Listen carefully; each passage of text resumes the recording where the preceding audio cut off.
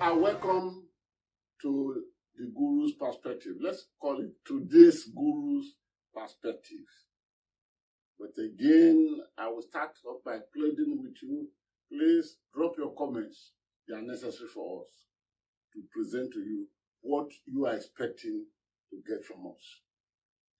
Let us start with this Wike battle against Fubara, the Godfather and the Godson. Politically, all over the world, they are there, but not as pronounced as the Nigerian system of Godfatherism and Sonism. Godfatherism and Sonism. Please don't ever go to the dictionary to look for the meaning of Sonism. It's a creation of the Guru for the purposes of, or for the exigency of the talk we are about to deliver on. Let's take Wike. Things came to a terrible standstill, an embarrassing standstill. In fact, a devastating standstill in Port High Court. Was it that not on Monday? When suddenly, what we heard was that at night, the State House of Assembly was set ablaze, and what is happening? By the time people started running around, then we now discovered that Wike had lost war against his godson, Governor Simi Fubara. What are the lessons of this battle? What is happening? What happened in Port Harcourt? It might come back, but for now, let's use the word what happened in Port Harcourt. Because thanks to goodness, Bola Tinubu had put an end, for the moment, to that fracas. Because if we interrogate it and then locate the interrogation, would it add any revelation to the problems of politics in Nigeria, democratic politics in Nigeria? Would it reveal to us the roles of the godfathers and the godsons? There are no goddaughters here. Thank God for that. Played. Let's take a quick look at it because this is going to be a very, very short one. Fubara was Accountant General of Wike during his time. Don't forget in hurry that it was Fubara that the EFCC launched attack upon, get him arrested, but Wike wriggled out of it, that nobody could touch his Accountant General. Of all the political gladiators that were struggling to take over governorship of Rivers State from Wike, I think Fubara was the least known, was the least unheard. But Wike, being the man he was, he did not hide it, that all these ones that are running, who want to become governor, they will not have way, and he has picked his candidate. And of course, he brought the man to the position that he made the man to become the governor by election on the platform of his old political party. Because today, we cannot with all sincerity refer to Nyesom Wike as a PDP member. He has not declared for APC. He is in between.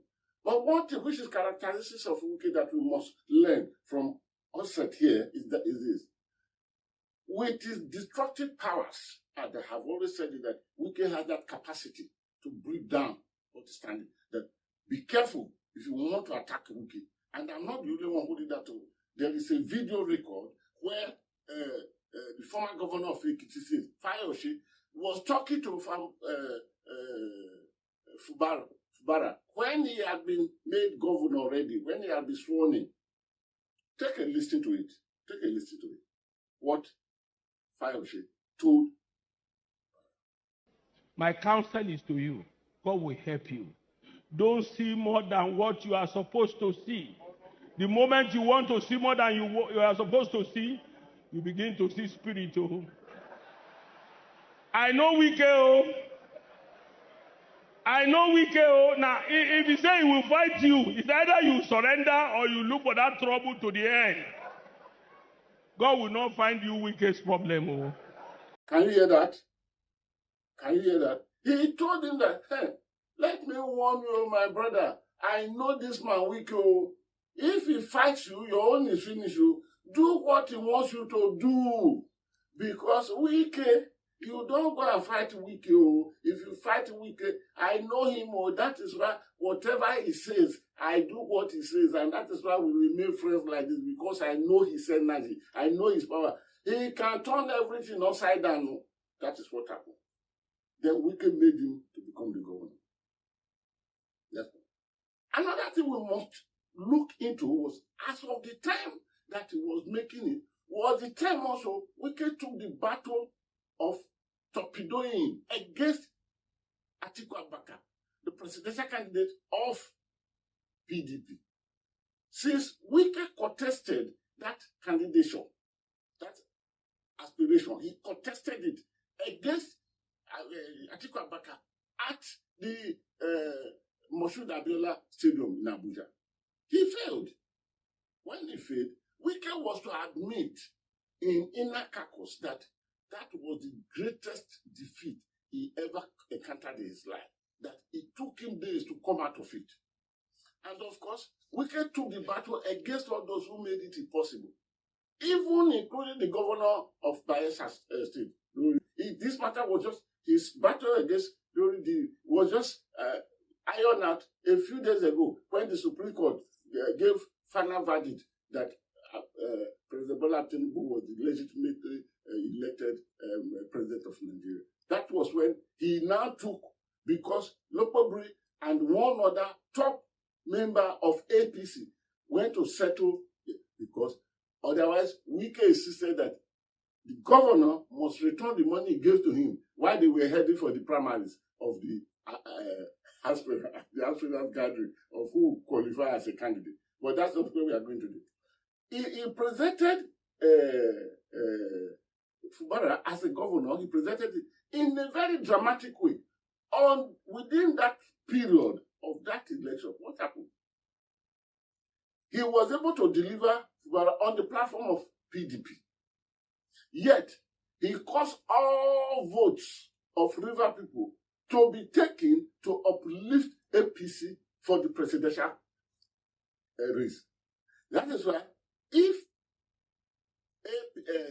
Wike did not work for Bola Tinubu in River State, there was no way Bola Tinubu would have won that election.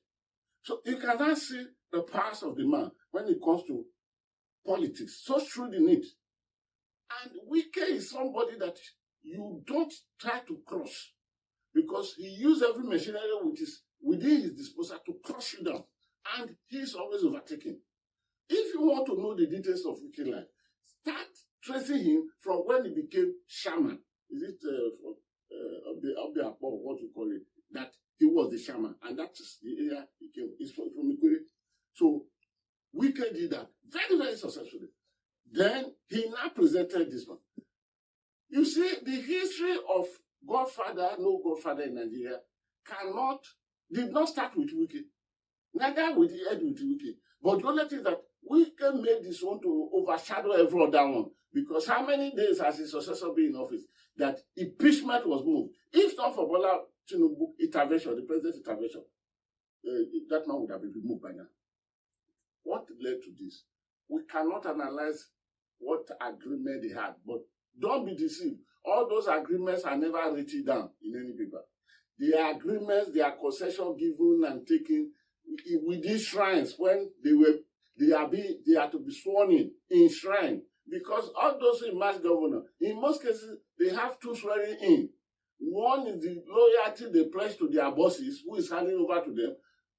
Those loyalties are pledged in front of shrines, some ungodly places. Don't deceive yourself. I will only give you two examples before I sign off from this episode, because we are going into the second episode to really know what actually happened and the effect that one has in Nigeria.